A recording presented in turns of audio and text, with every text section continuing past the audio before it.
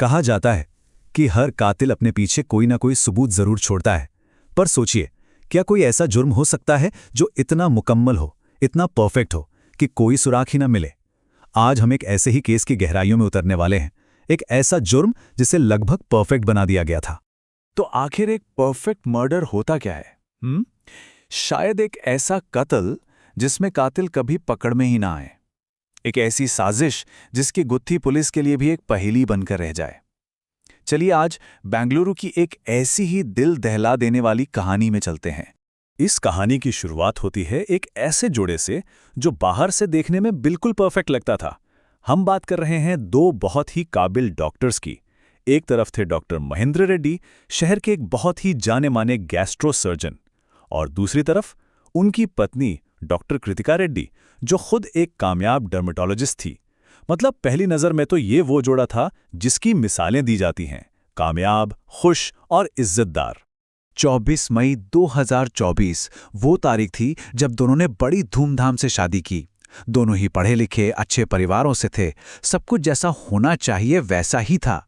Doctor Kritika के तो अपने सपने थे, वो अपना खुद का क्लिनिक खोलना चाहती थीं। तो आप देखिए, बाहर से तो उनकी जिंदगी एक ऐसी खूबसूरत तस्वीर थी जिसमें कोई कमी नजर ही नहीं आती थी। लेकिन कहते हैं ना, हर खूबसूरत तस्वीर के पीछे एक राज जरूर छिपा होता है, और यहां भी ऐसा ही था। डॉक्टर कृतिका कुछ पुरानी हेल्थ प्रॉब्लम्स से जूझ रही थीं, जैसे गैस की दिक्कत, ब्लड प्रेशर का इशू और कुछ दूसरी तकलीफें। ये सब उनकी रोजमर्रा की जिंदगी का हिस्सा बन चुकी थीं।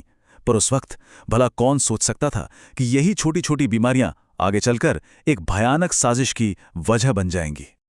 और अब कहानी एक ऐसे खतरनाक मोड़ पर पहुंचती है जहां जिंदगी बचाने वाली दवा खुद मौत का सामान बनने वाली थी। और जानते हैं इस साजिश की नींव कहां रखी गई? अपने ही पति के दिए हुए एक इलाज में। सब कुछ शुरू हुआ 21 अप्रैल 2025 को। डॉक्टर कृतिका के पेट में अचानक तेज दर्द उठा। अब उनके पति, जो खुद एक गैस्ट्रो सर्जन थे, उन्होंने फौरन उन्हें एक इंजेक्शन लगा दिया।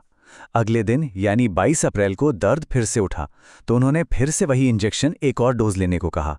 अब सोचिए, एक डॉक्टर पति पर एक पत्नी क्यों शक करेगी? भरोसा करना तो लाजमी था, पर किसे पता था कि यही भरोसा उसकी जान का दुश्मन बन जाएगा। और फिर आई वो सुबह, 24 अप्रैल की सुबह, जब डॉक्टर कृतिका अपने बिस्तर पर बेहोश मिली। उन्हें अस्पताल ले जाया गया, लेकिन तब तक बहुत देर हो चुकी थी। उनकी मौत के फौरन बाद जब कानूनी कार्रवाई शुरू हुई, तभी पहली बार कुछ ऐसा हुआ जिसने शक के बीज बो दिए। कहानी में एक ऐसा मोड़ आया जहां ये पूरा का पूरा केस शायद खुलने से पहले ही हमेशा के लिए बंद हो जाता। डॉक्टर महेंद्र रेड्डी, उन्होंने पोस्टमार्टम कराने से साफ इनकार कर दिया। उनका तर्क था, सब जानते हैं कि मेरी पत्नी बीमार रहती थी, उसकी हेल्थ प्रॉब्लम्स के बारे में सबको पता है, तो फिर ये सब करने की क्या जरूरत है? परिवार को और तकलीफ क्यों देना? उनकी बातों में इतना दर्द था कि डॉक्टर कृतिका के पिता भी लगभग मान ही गए थे। लेकिन तभी बीच में आई डॉक्टर कृतिका की बहन, और उन्होंने एक ऐसी बात कही जिसने पूरी कहानी की दिशा ही बदल दी। वो खुद भी मेडिकल फील्ड से थीं, और उन्होंने जोर देकर कहा, नहीं, पोस्टमार्टम तो होकर रहेगा। बस उनकी यही एक जिद इस केस का सबसे बड़ा टर्निंग पॉइंट बन गई। और पोस्टमार्टम के दौरान तो डॉक्टर रेड्डी का बर्ताव और भी ज्यादा अजीब हो गया। वो बार बार पोस्टमार्टम रूम के अंदर जाने की कोशिश कर रहे थे। अब देखिए, एक दुखी पति का ऐसा करना, वो भी एक सर्जन का, ये बात वहां मौजूद डॉक्टर्स और पुलिस दोनों को ही बहुत खटक रही थी। हालात ये हो गए कि पुलिस को उन्हें डांटकर बाहर रहने की चेतावनी देनी पड़ी। ये पहला बड़ा रेड फ्लैग था।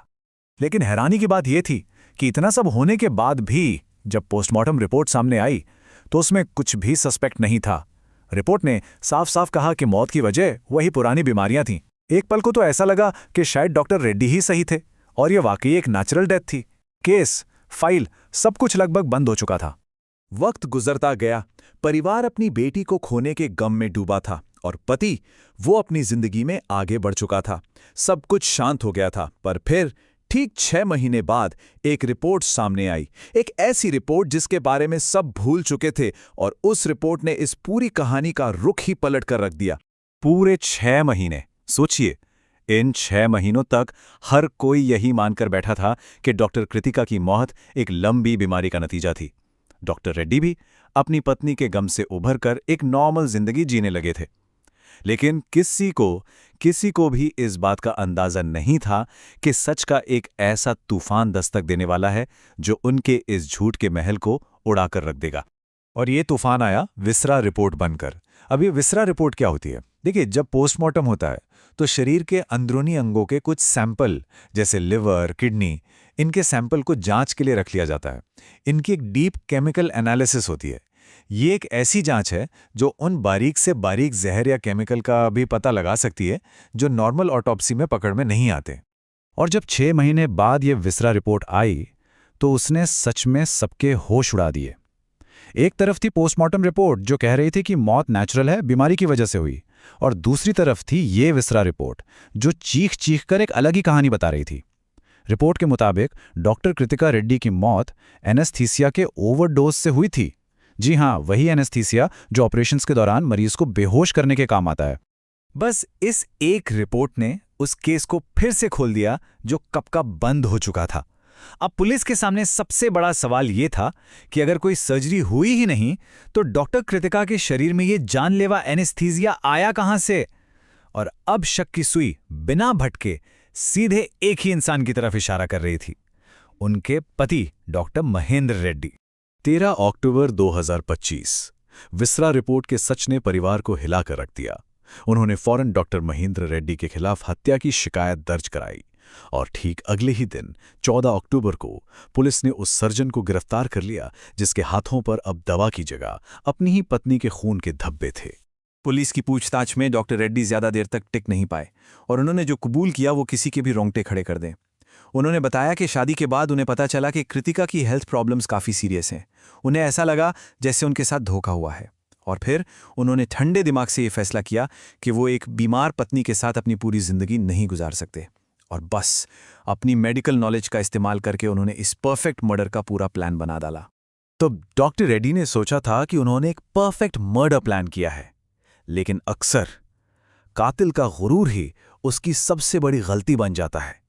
तो चलिए अब जरा ये देखते हैं कि उनके इस सो कॉल्ड परफेक्ट प्लान में वो कौन सी बड़ी खामियां थीं जिसने उनके पूरे खेल को बिगाड़ दिया। उनकी तीन सबसे बड़ी गलतियां थीं। पहली, ओवर कॉन्फिडेंस, यानी हद से ज्यादा आत्मविश्वास। उन्हें लगा कि वो कितने बड़े सर्जन हैं, कोई उन पर शक करने की जरूरत ही नहीं करेगा। दूसरी गलती, उन्होंने अपनी साली को कमजोर समझा।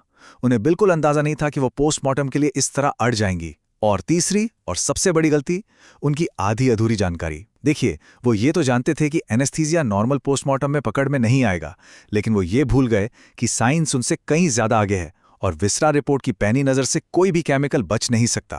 तो ये कहानी सिर्फ एक कत्ल की नहीं है, ये कहानी है भरोसे के कत्ल की। और आखिर में ये अपने पीछे एक बहुत बड़ा सवाल छोड़ जाती है कि जब जिंदगी बचाने वाला ही जिंदगी छीनने लगे तो फिर इंसान आखिर भरोसा करे तो किस पर करे।